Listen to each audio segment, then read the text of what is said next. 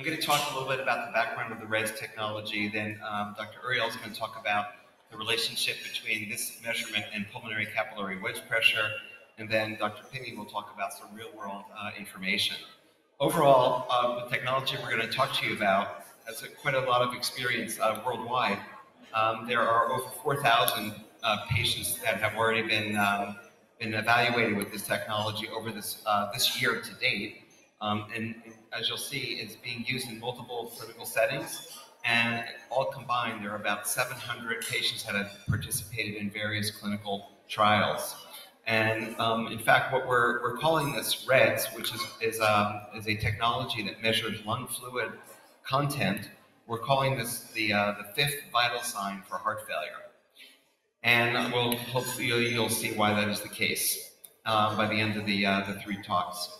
So what you see here is a depiction of what you've already heard about this morning, is that a patient with heart failure, when they have a decompensation episode, it's not an abrupt thing. It really starts by several weeks before.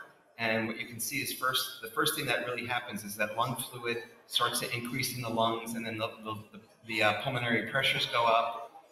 Then you can see gradually over time, eventually a late phenomenon is the weight goes up, and then the patients get symptoms, and then they have this abrupt event, which results in a unscheduled visit or a heart failure hospitalization. And in fact, so a lot of this really relates to the gradual accumulation of fluid, and we can actually extend this concept over the entire cycle here between an initial stable period, a hospitalization, and a post-hospitalization period, because here we have a patient in a stable period. They have this period of decompensation. Then they're in the hospital, and as you probably know, many times patients get discharged from the hospital. They're not completely dried out. They still have a component of fluid overload. And if they're treated appropriately with various techniques that we'll talk about, then they can re-enter a stable period. So what is it that we look for a technology that can help us to manage these patients? So there's this very interesting slide from Bill Abraham, who has been involved with most of the trials that have looked at monitoring, and he's come up with what he calls Abraham's prerequisite for successful heart failure management tool, the 5 A's. And this is really good. The first A is that the thing that you're measuring has to be an appropriate signal. It has to be a sensor that measures something that's meaningful physiologically and clinically. Secondly, it has to be accurate. Third, it has to have an absolute value. As you'll know, some technologies that you look at, they give you a relative index of something relative to something else, but this gives you an absolute. It's important that it's an absolute value. Fourth, it has to be actionable. That okay, I make a measurement. If the measurement is a certain amount, I know exactly what I'm going to do. And that really links with the final one, which is that there should be a treatment algorithm. And the technology that we're going to be talking about, we're going to show you that this technology fulfills all of these, all of Abraham's 5 A's.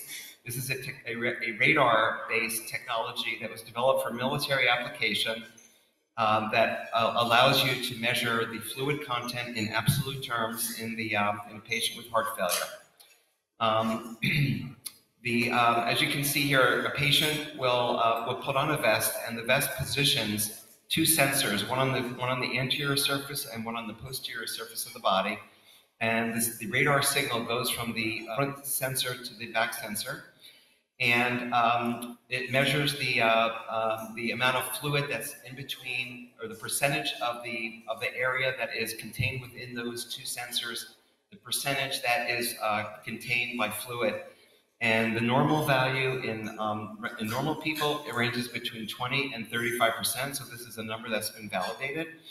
And so we know that we can look for patients who are either over or under diurese based on this normal range. As you'll see in the demonstration later on, the measurement takes about 90 seconds, and the sensors can be placed on the body surface without need to take off clothing, so it can go through the clothing. This just shows the correlation between The gold standard measurement of measurement of lung fluid content. The gold standard is by a CT analysis, and this shows the gold standard CT percentage of the lung that's percentage that's contained by fluid in comparison to the ReDS reading, and also again in absolute terms. And what you can see, this is across 3 different platforms: a clinical study, a preclinical study, and also a phantom study that was performed. You can see that there's a very tight correlation between what you're measuring with ReDS and what is measured by the gold standard CT. Since this device does give an absolute and accurate reading, the results are actionable according to a specific algorithm. So the green shows the area where you have the normal range, which is 20 to 35. If you go over, if your patient is over, there's a yellow range and then a red range. Yellow range means that you're kind of on the high side, and you have to start talking with the patient, taking his medicines, complying with diet. Once he gets to the higher range of there, this is where then you start modifying your medical therapy. On the other hand, you can also detect with the patient is over-diuresed, and I think you'll see some examples of this from the real world example. So the bottom line here is that there is a algorithm that's very simple that can be implemented in any heart failure clinic. The device is really a point-of-care device. It can be used in the outpatient setting. It can be used in various outpatient settings. It can be used in the emergency room, and then it can also be used in the hospital. And some of the trials that have been conducted actually use this device to help determine whether a patient is in a dry state or whether he needs additional diuresis before discharge, or if he is in a kind of a state where he needs to have extra special care if he's going to be discharged. And you see here again, it is being used as you'll see here at Sinai in the post-discharge clinic, and again in the point of care in various settings. If we turn this into look at this same concept in the points of care where this can be used. Of course, you can see that this can be used in outpatient settings such as nursing homes. Visiting nurses use this device. They bring the device to the home and can make measurements of patients that are being cared for patients at home. It's used in the emergency department. It's used in the inpatient setting, and also it is being used in the outpatient clinics. So remember, when you think about a technology for monitoring patients for heart failure, remember the 5 A's that I talked about. The most important being that it's accurate, it's actionable, it's an absolute number.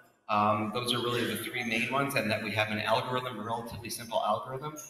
How can you, an important point is that this device can be used in all points of care where you have contact with the patient, very easy to use, and gives you a very specific number that you can use to guide your therapy. And in total, we won't hear about all these settings, but it's being used in emergency departments, in hospital, discharge clinics, offices, skilled nursing facilities, and also by visiting nurses bringing the device to the home.